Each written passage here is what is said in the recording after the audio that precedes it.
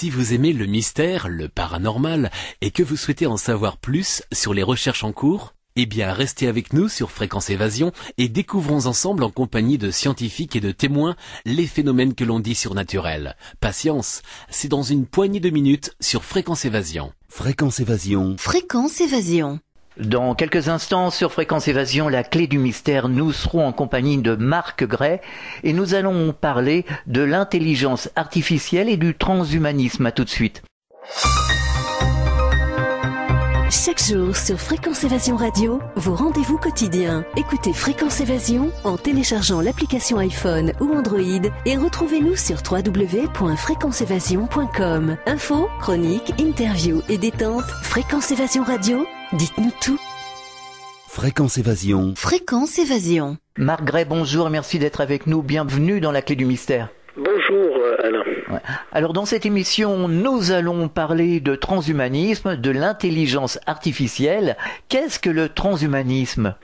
Alors c'est très simple, c'est la fusion de l'homme et de la machine. C'est le transhumanisme, c'est une sorte d'hybridation entre la robotique, la cybernétique, les nanotechnologies, tout ce qui est béquille technologique en fait dans notre réalité 3D, pour associer l'humain en tout cas, sous des prétextes, je dirais, de guérison, d'immortalité, d'accès à une conscience, ou plutôt un mental, un cerveau augmenté, la fin de la mort, en fait, c'est une sorte d'illusion, de carotte technologique qui est proposée aux humains par le biais de l'intelligence artificielle.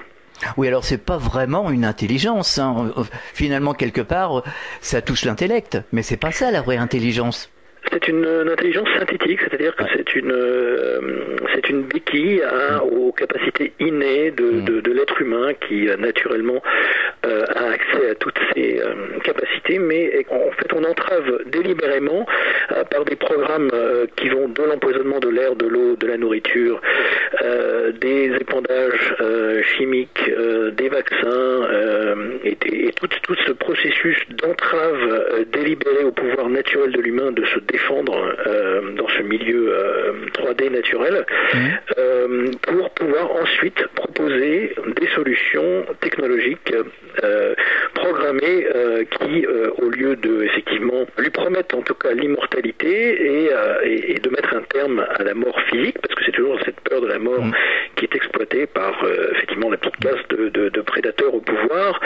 C'est un vrai business du contrôle mental de l'homme incarné dans l'enveloppe physique et biologique. Donc c'est uniquement l'aspect biologique qui les intéresse pour pouvoir ensuite accéder grâce à cette intelligence artificielle en tout cas et synthétique au contrôle mental total de l'humain. Donc quelque part on veut enfermer l'entité que nous sommes, l'entité spirituelle quelque part. Absolument, c'est nous couper de nos racines divines, de nos connexions naturelles à effectivement nos origines.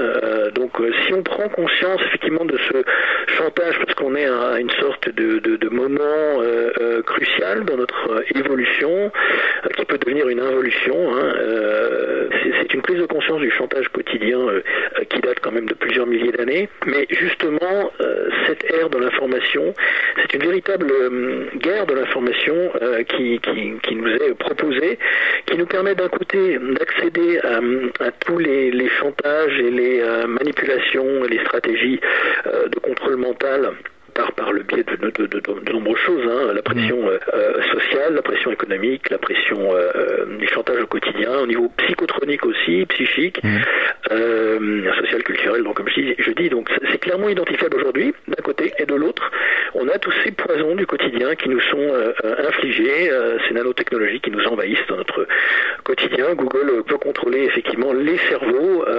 Je vais citer comme petit indice la phrase de Peter Diamandis, qui est cofondateur de l'université La Singularité, qui est liée à Google, donc au transhumanisme, qui veut fusionner l'homme avec la machine, qui dit clairement: nous serons comme des dieux. Alors ça c'est Peter Diamandis qui parle. Les gens ne veulent pas l'entendre, mais nous pourrons connaître les pensées de quelqu'un au Japon ou à Hawaï, n'importe où, et à n'importe quel moment nous serons connectés à Google, se débrancher ce soir au prix d'une grande solitude. Voilà, donc lui ingénieur de Google qui veut connecter nos cerveaux à Google, en fait. Voilà. Oui, mais sans moi. Ouais. Donc c'est cette béquille, cette carotte, je dirais, artificielle qui est proposée aux gens qui sont abreuvés de films montrant des super-héros, donc qui sont en fait des super soldats, parce que c'est lié tout ça au programme qui date quand même de la Deuxième Guerre mondiale, voire un peu avant, de super soldats augmentés, génétiquement modifiés, dopés, avec des béquilles technologiques. Si on voit le site de la DARPA, qui est en fait l'agence de défense américaine de recherche avancée, donc que c'est une industrie de la guerre, tout ça, toute cette technologie artificielle est dérivée des guerres, en fait. Donc on s'aperçoit bien que derrière il y a une volonté de plus de destruction, plutôt que ça, c'est l'envers du décor. On nous propose un eugénisme déguisé, si on veut, où on pourra sélectionner les embryons, les capacités mentales, psychiques, physiques, biologiques du parfait robot et parfait esclave de demain, qui sera programmé avant la naissance, comme dans le film Gattaca, par exemple. Alors sur cette antenne, nous avons fait assez souvent des émissions sur le changement vibratoire de la Terre, notamment avec Jacqueline Bousquet. Je ne sais pas si vous connaissiez Jacqueline Bousquet.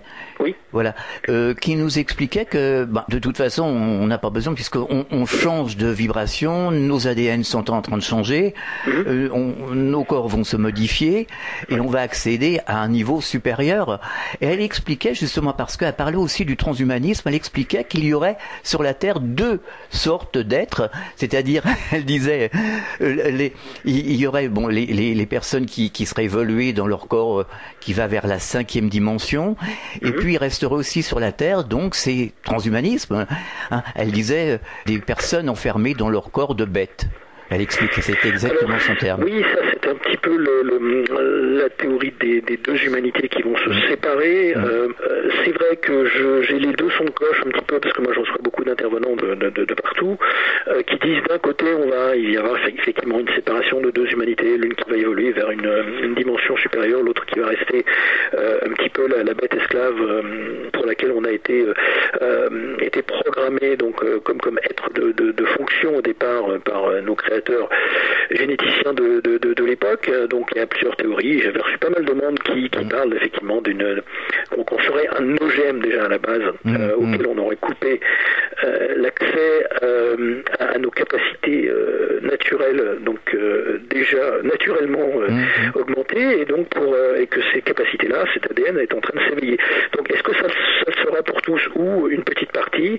Il suffit de regarder autour de soi et faire fonctionner son ressenti naturel pour voir s'il y a beaucoup de gens qui s'éveillent ou pas. Et je suis assez contrasté. Ça dépend des semaines et du temps d'éveil de conscience qu'il fait quand on parle autour de nous. Des gens qui sont totalement zombifiés ou abétis ou crétinisés par les réformes actuelles de nos gouvernants sur l'orthographe, sur l'éducation. Enfin, ça se fait tout petit. Mais effectivement, avant qu'il soit trop tard, parce qu'on nous propose deux mondes en fait, un monde naturellement connecté, mais on voit très bien qu'au pouvoir, c'est quand même la petite caste qui promeut le profit à tout prix, qui est encore au pouvoir, et on peut s'organiser, trouver des solutions effectivement en organisant des communautés, mais on peut pas trouver des solutions en s'isolant non plus de notre environnement. Donc je suis assez contrasté quant à ces deux humanités, c'est-à-dire que chacun devrait avoir le pouvoir de s'éveiller. Effectivement, on est plus ou moins connecté de façon intense au niveau des fréquences à la source ou pas, c'est-à-dire le générateur de l'univers, quoi. Donc c'est vrai que tout est fait pour nous abêtir, nous zombifier. Maintenant, des béquilles technologiques artificielles nous sont proposées pour soi-disant guérir, mais qui sont en fait des stratégies d'eugénisme, c'est-à-dire la sélection des embryons avant la naissance, comme les soldats génétiquement modifiés. D'ailleurs, dans le programme spatial secret, où j'interviewais une personne et lu pas mal de témoignages d'autres et d'ingénieurs, même s'il y a de la désinformation, il y a de l'information. C'est aux gens de discerner. Il y a bien un programme de soldats augmentés génétiquement depuis très longtemps, et c'est ce type d'être qu'on voudrait fabriquer, et donc éliminer tout. Ça fait penser un petit peu au nazisme, ça fait penser à pas mal mais l'eugénisme est apparu aussi aux États-Unis, même avant le nazisme. Donc quelque part, ces politiques-là, l'envers du décor est quand même très très très très sombre. Mais on le voit aujourd'hui, hein. On le voit même sur les réseaux sociaux, il y a des gens qui refusent tout d'un bloc, qui prennent un virage à l'angle droit, et puis il y a les endormis, il y a les gens qui foncent, qui finalement, allez, la puce, et je ne sais quoi. Donc on voit qu'il y a une séparation aujourd'hui déjà, ou tout au moins c'est les prémices. Oui, parce que d'un côté, on a des nouvelles du type les scientifiques décodent les pensées, alors ils lisent l'esprit des personnes en temps réel, alors effectivement c'est de la télépathie artificielle, et de l'autre, on a des gens qui s'organisent pour proposer des solutions naturelles, et donc un retour à la nature et aux sources, ce qu'il faudrait, et après on a d'autres news. Alors évidemment, comme toutes les nouvelles en ligne sont plus ou moins filtrées, pour l'instant pas complètement filtrées, mais bientôt ils trouveront des excuses comme pour Google en Chine pour filtrer l'information qui va nous arriver en Occident. Le terrorisme étant une stratégie de manipulation très très très utilisée, ça a toujours été utilisé de tous les temps, mais là on a accès à des infos qui nous révèlent effectivement les financements, les origines, les déclencheurs, les complicités, les liens et les pistes raccordant tous les terrorismes du monde aux États qui les financent. Donc ça sert en fait le pouvoir et effectivement cette dualité est fabriquée, il n'y a pas d'ennemi, l'ennemi est totalement artificiel, c'est juste pour nous maintenir dans cette guerre perpétuelle et permanente qui promouvra effectivement l'accès tout puissant de l'intelligence artificielle pour nous contrôler.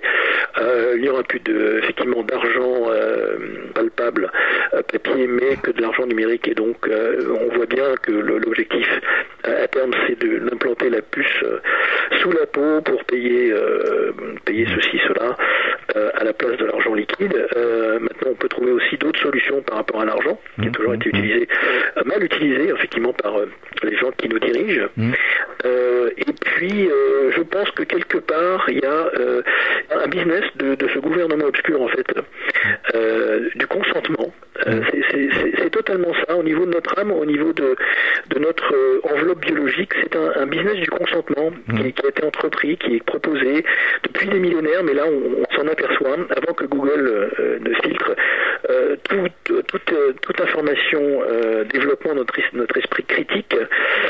Il faudrait peut-être songer à écouter certains lanceurs d'alerte et chercheurs de vérité, plutôt que de les taxer, de balayer du revers de la main toutes leurs informations qui sont pertinentes pour la plupart du temps, au lieu de faire l'autruche comme 95% des moutons qui par simple dissonance cognitive en fait consentent, même si le consentement est induit, donc ils sont leurrés, et effectivement ce consentement leurré, parce que malheureusement quelquefois on a l'impression de servir indirectement leur cause, parce qu'on rallie le troupeau à qui on présente des preuves du contraire de ce qu'on leur dit dans le mainstream, et qui ne veut toujours pas croire. Donc à part notre petit public en privé, au niveau occulte supérieur, c'est vraiment une dévotion, un pacte de complicité qu'il aurait accordé, parce que c'est une complicité sans borne. Quand on nous présente des preuves de manipulation et que les gens refusent de les reconnaître par simple dissonance cognitive, par formatage et croyance, ça c'est à tous les niveaux. Ça va de l'ordre des médecins aux pilotes de ligne qui balancent des chemtrails sur les populations. Donc je veux dire, à tous les niveaux, on a un consentement, même si les preuves de manipulation sont apportées. C'est comme les pesticides, Élise Lucet dans le mainstream, il n'y a pas longtemps. Donc même dans le mainstream, on a des preuves de manipulation, et donc cette complicité, elle est aussi bien matérielle qu'au niveau psychique et au niveau de nos âmes. C'est-à-dire que la plupart des gens qui continuent à faire l'autruche et rallier le troupeau des moutons, qui disent non, c'est pas possible, mais en fait acquiescent, sont bien plus complices que ceux à qui on ne propose rien comme indice de manipulation. Vous voyez. Mais Sylvie Simon, que nous recevions à ce micro régulièrement, nous disait qu'il fallait 10 à 15% de gens éveillés pour inverser les tendances. Alors on aimerait effectivement que la théorie du 5e singe s'applique aujourd'hui à ce qui est. Alors maintenant il faut, je crois qu'il y a il n'y a pas trop de raccourcis. Je pense que tant qu'on ne sera pas dans le monde matériel débarrassé de la clique de mafieux, de gangsters, de criminels au pouvoir liés au système bancaire, financier et à un plus haut niveau politique, il y a un gouvernement de l'ombre. Moi, j'ai reçu plusieurs intervenants dans mes dîners OVNI et sur différentes radios qui sont bien témoins et ont apporté des preuves, des témoignages de ce gouvernement de l'ombre qui est bien au-dessus des gouvernements. Donc il n'y a pas de guerre, il n'y a pas de dualité, il n'y a jamais eu de guerre froide, il n'y a pas de guerre de religion. Tout a été créé, en fait, motivé par un gouvernement de l'ombre qui est au-dessus des États et qui a toujours existé bien avant les grandes multinationales du monde industriel de ces 100 dernières années et bien avant les banques. Donc il y a toujours eu un gouvernement de l'ombre qui tire les ficelles, et tant qu'on n'aura pas évacué l'allégeance aveugle et notre crédulité, parce que c'est quand même un business de la crédulité à la base, cette dissonance cognitive, tant qu'on n'aura pas reconnu l'accès et la connaissance du dessous des cartes, et ben la connaissance, tant qu'on n'aura pas accès à cette connaissance, on ne sera pas libéré, je pense, même avec un pourcentage de 10 à 15%. Je veux dire aussi. Le problème, c'est que ce gouvernement de l'ombre a prévu tous les cas de figure. C'est-à-dire que si la prise de conscience va trop vite, les électrochocs ne leur permettent pas de mettre au pouvoir cette intelligence artificielle qui pourra contrôler les cerveaux et les corps biologiques des êtres incarnés humains sur cette terre, ils prévoiront, comme ils l'ont fait par le passé, des révolutions des bains de sang. Les bains de sang, pour moi, c'est absolument pas la solution. C'est-à-dire, il y a d'autres moyens bien plus pacifiques et efficaces au niveau de nos consciences, de changer de système et de sortir de la prédation et de la guerre permanente que les bains de sang. Les bains de sang ne nourrissent que les prédateurs. Et donc les révolutions, les conflits entre deux nouveaux ordres mondiaux, que sont l'axe Washington, Berlin, Paris, Londres et Tel Aviv, c'est donc l'axe atlanto-sioniste d'un côté, contre, je dis bien contre, mais de façon artificielle, parce que à un autre niveau, ils sont tous d'accord, il n'y a jamais eu de guerre froide. La guerre froide n'est qu'une fabrication, une guerre fabriquée pour maintenir le monde, en fait, dans la dualité et continuer à nourrir ces industries de la guerre et ces énergies qui se nourrissent de nos émotions d'horreur, de sang et de négative.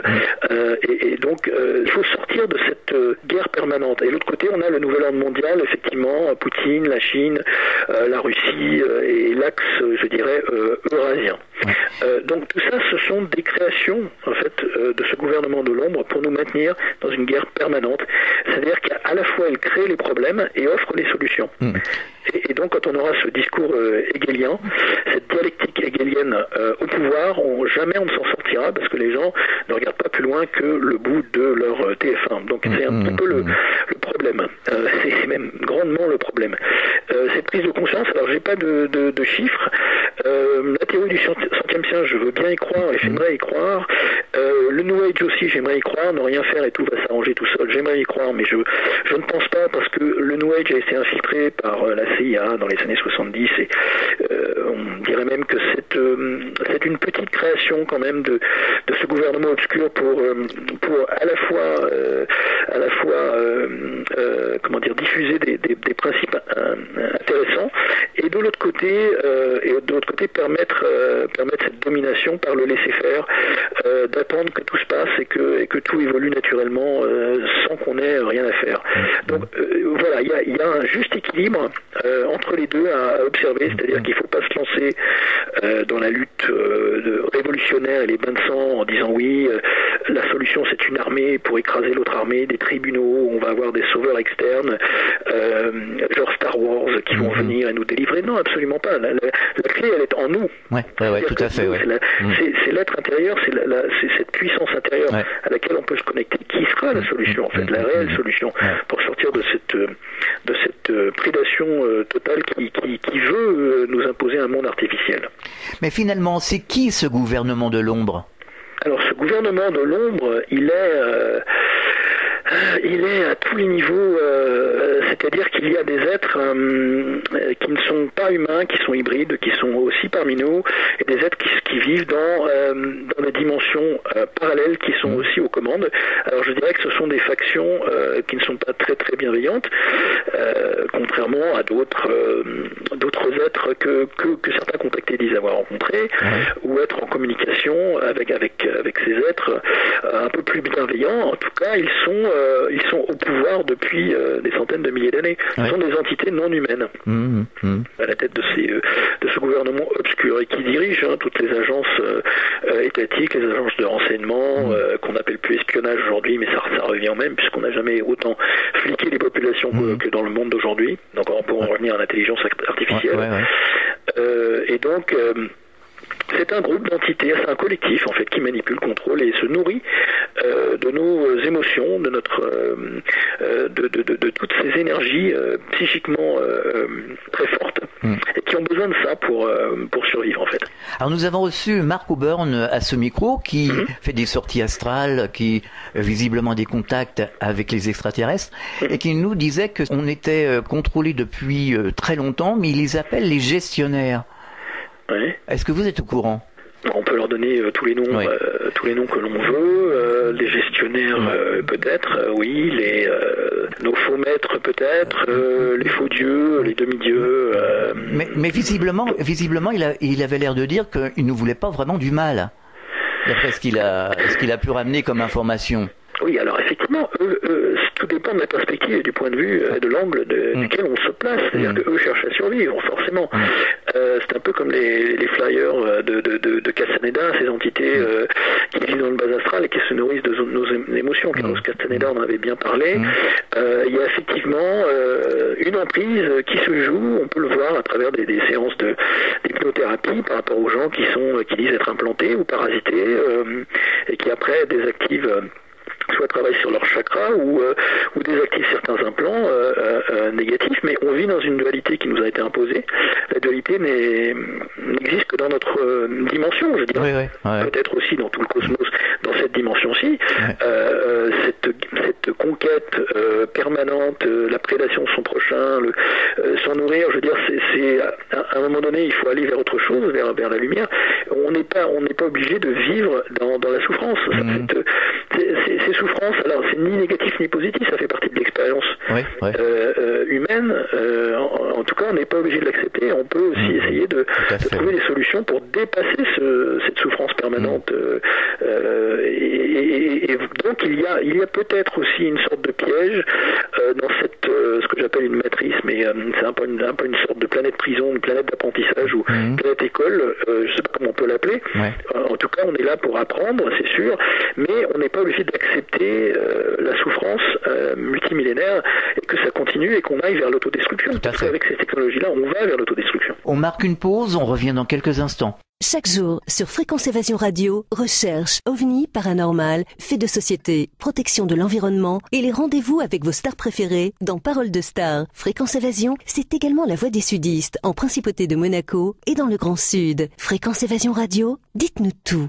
Dites-nous tout. Dites-nous tout.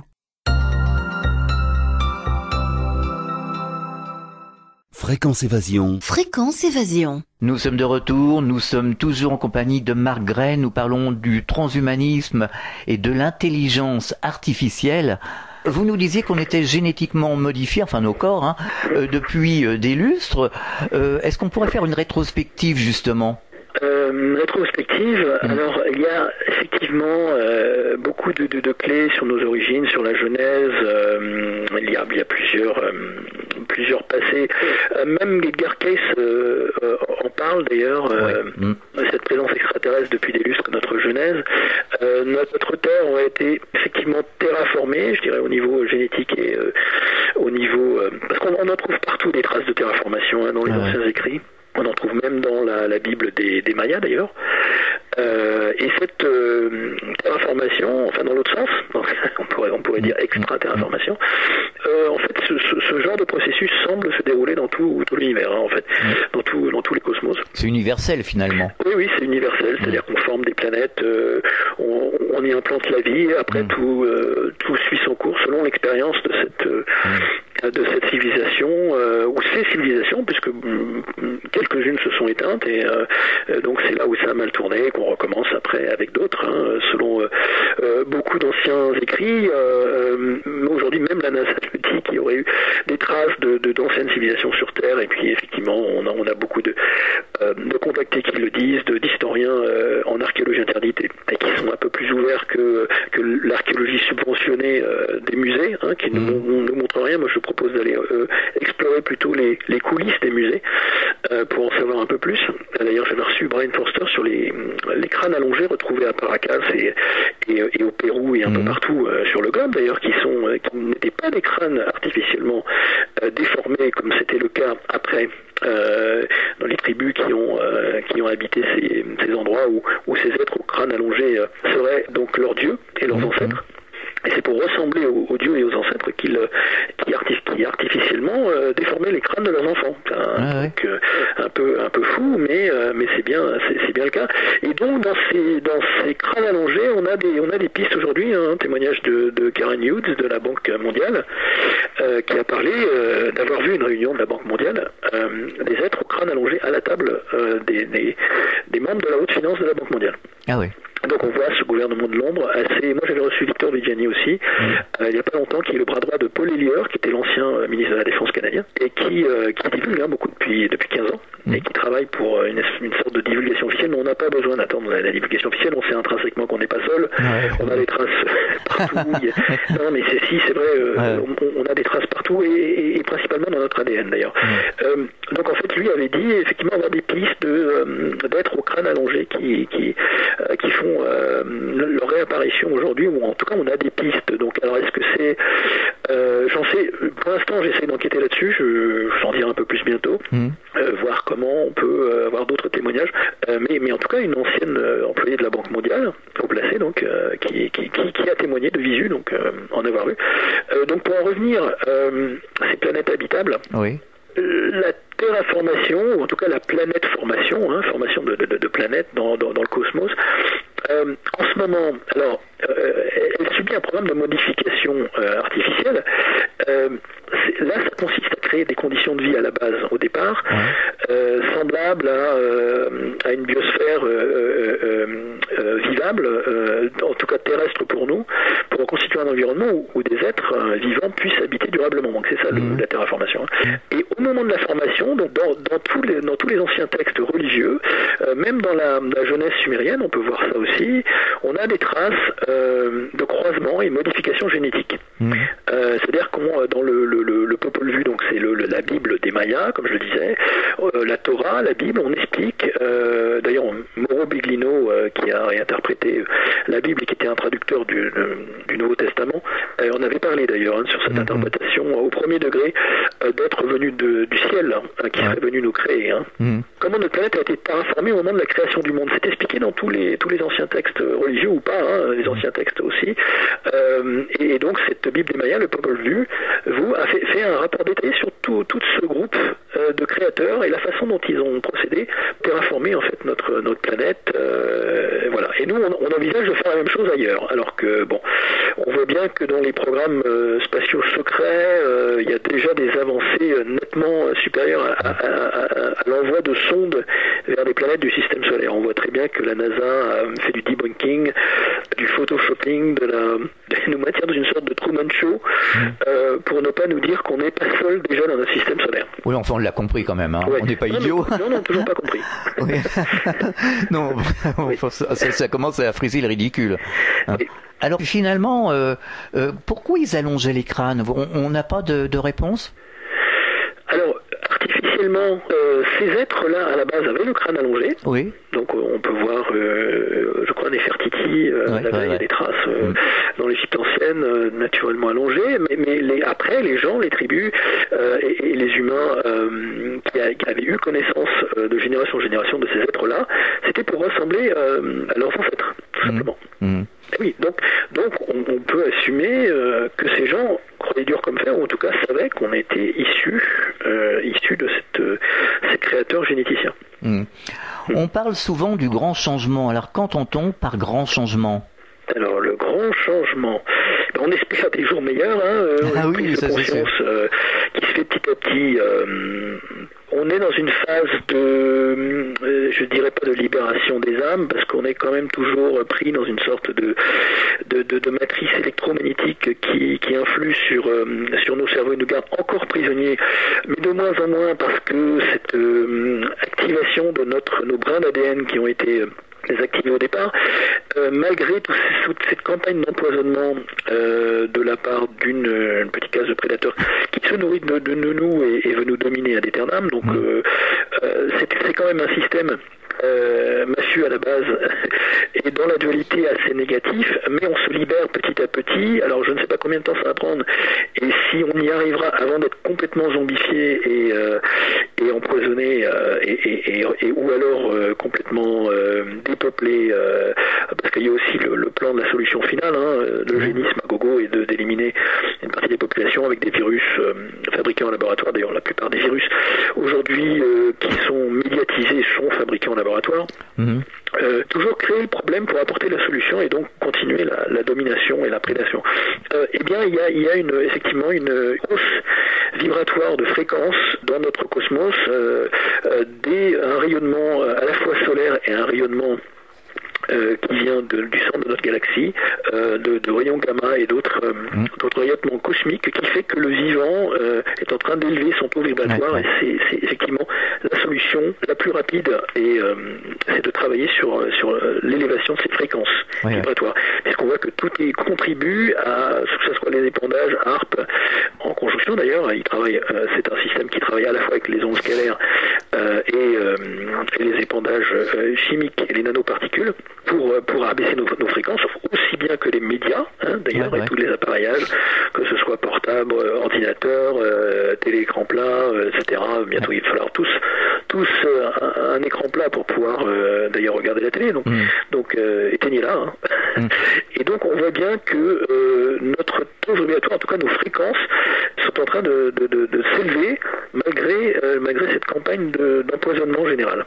Alors il y a énormément de gens qui ne regardent plus la télé, qui n'ont pas de portable, ou tout au moins ils s'en servent vraiment très peu, qui ont débranché les Wi-Fi. Donc finalement je le constate tous les jours, et je suis surpris parce que à la radio, dans mon entourage, on me dit moi la télé c'est terminé, le portable je l'utilise pratiquement plus. Donc on peut vraiment constater qu'il y a un changement dans l'évolution, dans la tête des gens, je veux dire. Oui, mais alors combien de personnes le font par rapport c'est de plus en plus. Milliards de gens. Par exemple, il y a 2 ans, j'allais dans mon magasin bio, il n'y avait pas âme qui vive. Aujourd'hui, il y a 3 caisses. Vous voyez ce que je veux dire? Donc ça fait boule de neige et ça va très vite. Alors ça va très vite, oui. Peut-être pas suffisamment. Ceux qui se disent mais personne ne me croit dans mon entourage, ou alors c'est toujours ces 2 ou 3% autour de nous qui semblent s'éveiller, et malgré tout c'est vrai que malgré ces bonnes habitudes ou ces nouvelles habitudes de sortie de ce monde de consommation et ce monde du profit à tout prix pour quelques personnes, c'est quand même quelques personnes qui sont conscients des dangers de toutes ces choses que l'on dénonce autour de nous. Il y en a très peu qui croient que le compteur Linky, par exemple, va servir à prolonger la durée de vie des centrales de 30 ans ou 40 ans. Ils n'ont pas compris la relation, n'ont pas compris les nuisances, n'ont pas compris que c'est symbolique au niveau psychique, mental, énergétique, de nous relier à des compteurs dits intelligents, mais qui sont en fait simplement là pour nuire, envoyer des basses fréquences, des fois prendre feu, nous fliquer et augmenter notre facture d'électricité. Donc ça, je tiens à souligner. Et d'ailleurs, il y a aucune raison qui nous l'impose. Tout le monde a le droit de refuser. On a fait une émission. Donc je souligne parce que beaucoup de gens sont impressionnés par un sous-traitant d'EDF ou alors quelqu'un qui vient faire un bilan énergétique chez lui, ou d'ailleurs il y a beaucoup de gens qui veulent cambrioler, qui se font passer pour des sous-traitants d'EDF pour faire un bilan énergétique chez vous. Et c'est une nouvelle tactique, ça. Mais en plus de ça, les gens sont conditionnés pour dire si quelqu'un vient, ou si EDF nous dit vous n'avez pas le droit de refuser, que forcément c'est vrai. C'est comme c'est le chantage mafieux à son summum. C'est-à-dire que on vous dit c'est obligatoire, donc on le croit, sinon c'est l'intimidation. Ça fonctionne par intimidation. Le système a toujours été mafieux, ça a toujours fonctionné par intimidation. On nous demande pas notre avis depuis l'entrée dans l'Union européenne.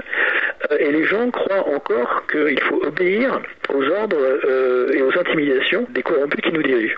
Parce que c'est vraiment là-dessus que ça se base. C'est-à-dire que c'est l'intimidation, si on vous dit que c'est obligatoire, donc forcément on doit obéir. Alors que c'est faux. Il n'y a aucune loi qui le dit. D'ailleurs, d'autres pays ont refusé ce compteur numérique. Et ils ont bien fait d'ailleurs.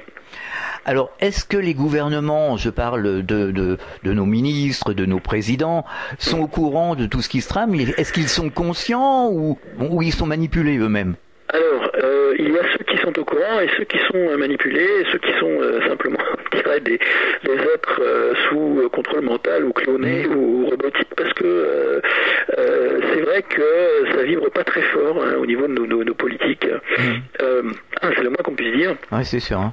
Vu les mesures complètement crétines qu'ils nous assènent tous les jours, c'est un concours de crétinerie. On se demande s'ils font pas un concours déparé entre eux pour se dire on va leur faire gober n'importe quoi.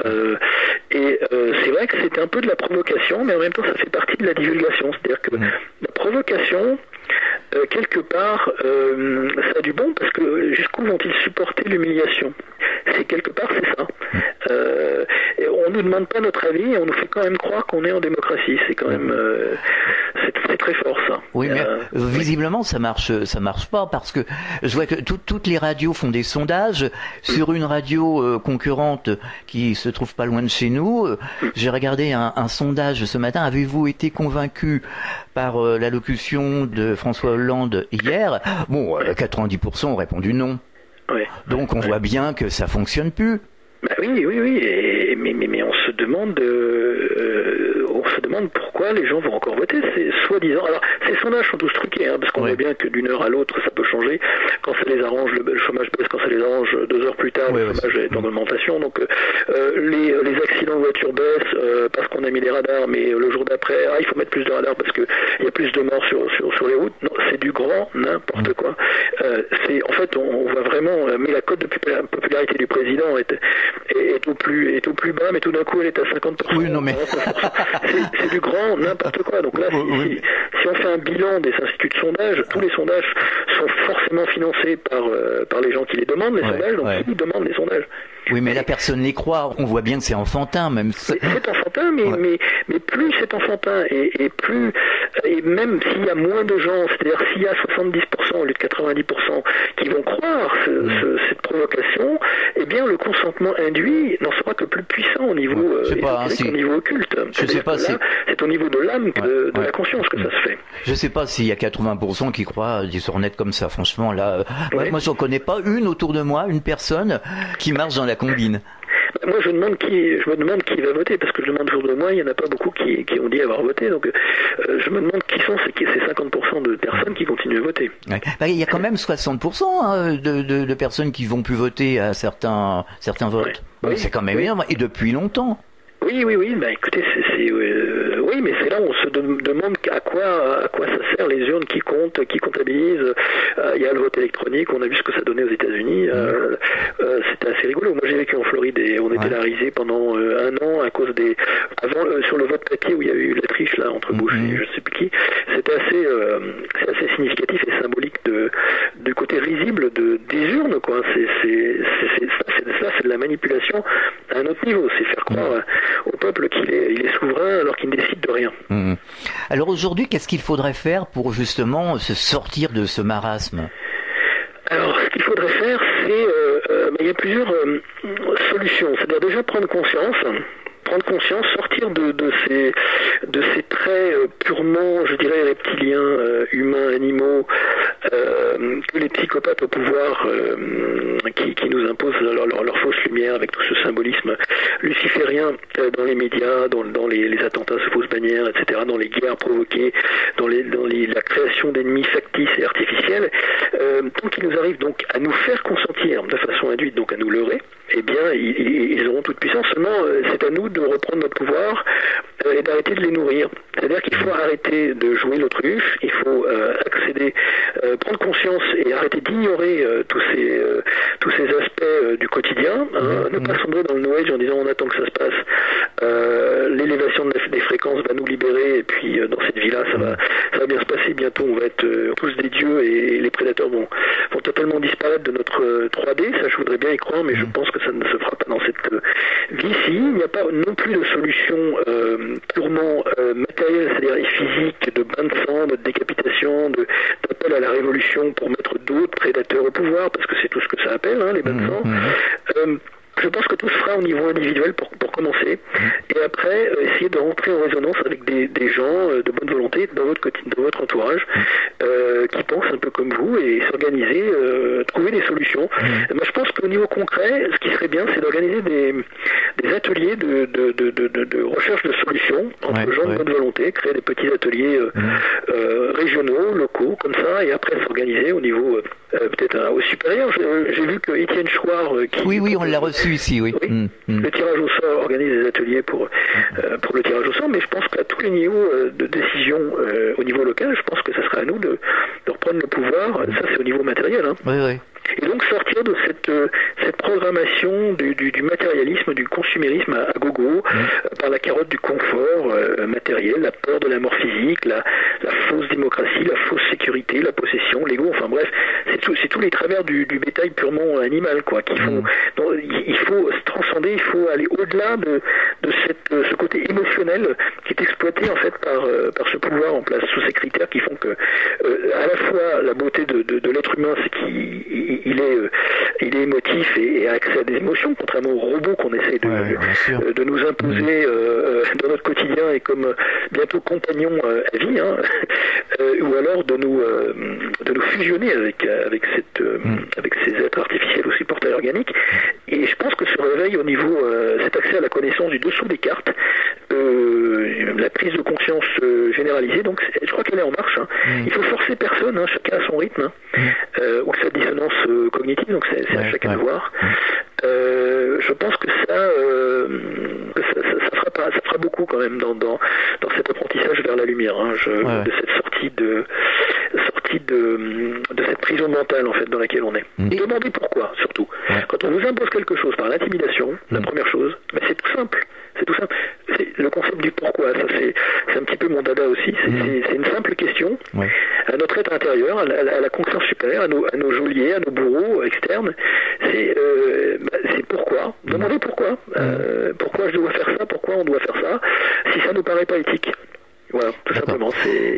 Parce que l'élévation des fréquences de la planète, c'est une chose, mais si nous, on la suit pas, il faut que nous, on suive l'élévation des fréquences. Alors, c'est pour ça qu'il faut bien manger, il faut penser correctement, il faut s'aligner avec la planète. Oui, il y a une hygiène de vie, effectivement, pour accéder à déjà la reconnaissance de notre multidimensionnalité, et aussi de nos capacités innées et supérieures. Oui, il y a un travail à faire. Et il y a un travail à faire en plein milieu de toutes ces campagnes d'empoisonnement. Tout à fait. Le souci, c'est que d'un côté, on peut faire ce qu'on veut dans son champ bio, entouré de champs transgéniques et pesticidés autour. On sera toujours un peu mieux que le voisin, mais on ne sera pas libéré pour autant. C'est ça.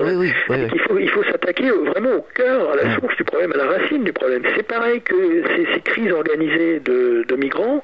On est en train toujours d'aborder dans les médias ou auprès du grand public les effets secondaires. Comment accueillir les migrants, comment les accepter, etc. Au lieu de dire que les multinationales des énergies, des matières premières et fossiles mettent le tiers-monde à feu et à sang et déclenchent des guerres par des attentats, des prétextes montés de toutes pièces par les États, qui engagent des mercenaires et des terroristes ou des types sous contrôle mental, dans des programmes MK-Ultra et autres, pour semer à feu et à sang tous les pays qui ont du pétrole, du gaz, des diamants, etc. Donc à ce moment-là, il faut vraiment s'en prendre à ceux qui nous ont supprimé ces brevets d'énergie libre ou d'accès aux énergies propres, parce que tout ce qui est libre est contraire au consumérisme, au capitalisme et ou même au communisme chinois, qui est devenu un capitaliste à tout va. C'est pas une question d'idéologie, c'est une question d'arrêt de ce moteur de souffrance, l'arrêt de ce système de profit à tout prix dans cette matrice technogénétique, comme le dit Vadim Zeland, du transurfing, ce russe dont j'ai reçu le représentant Olivier Maslow le mois dernier, donc sur le transurfing. C'était très très très intéressant d'ailleurs. D'accord. Est-ce que vous avez des projets Oui, il y a beaucoup de projets. J'ai déjà beaucoup d'interviews en vue. J'ai Ananda Bosman qui vient le mois prochain, qui vient sur Skype, donc on va l'interviewer. D'accord. Ananda Bosman, c'est un contacté norvégien, élevé en Angleterre. C'est aussi un scientifique. C'est un spirituel et musicien. Ça fait 30 ans. C'est un expert en géométrie sacrée. Il va nous parler en fait au niveau ufologique des objets, des champs unifiés et l'organisation ultra-terrestre. Donc toutes ces intelligences extratemporelles et le jeu global. Lui a travaillé beaucoup sur le retour du 432 Hz, la fréquence harmonique 432 Hz, et des 8 cycles par seconde dans la musique, mais aussi pour parler de notre réalité en pleine reconstruction. Donc on est tout à fait dans le tempo. C'est positif là. Oui, très positif, absolument. Mais je reçois beaucoup de gens positifs. Oui. Et justement, qui proposent des solutions, parce que c'est bien gentil de tout dénoncer. Il faut prendre conscience de ce qui va mal, mais il faut aussi apporter des solutions également. Ah oui, on a besoin de solutions, c'est sûr. Voilà. Mais notre liberté, notre libération commencera quand même par l'accès à la connaissance. Et sans la connaissance, on ne sera jamais libéré, en fait. Oui, une prise de conscience aussi. Oui. Voilà. Alors, on peut vous retrouver sur Internet. Vous avez un site? Oui, absolument. Donc, vous pouvez aller vous pouvez taper Marc Gray, donc G-R-A-Y, dans malheureusement Google. Désolé, jusqu'à ce que je sois censuré complètement. Et sur Freedom UFO, vous tapez Freedom UFO ou alors Dîner OVNI Rouen, et vous allez trouver mon site où il y a plein d'interviews sur tous les plans, sur tous les fronts. J'interviewe aussi bien en anglais qu'en français, et donc voilà, j'ai une autre interview aussi en anglais mercredi prochain, avec Michel Walling, qui nous parlera d'activation ADN, justement. Merci Marc Gray d'avoir participé à la Clé du Mystère sur Fréquence Évasion, c'était très intéressant et à très bientôt. À très bientôt, merci. Fréquence Évasion.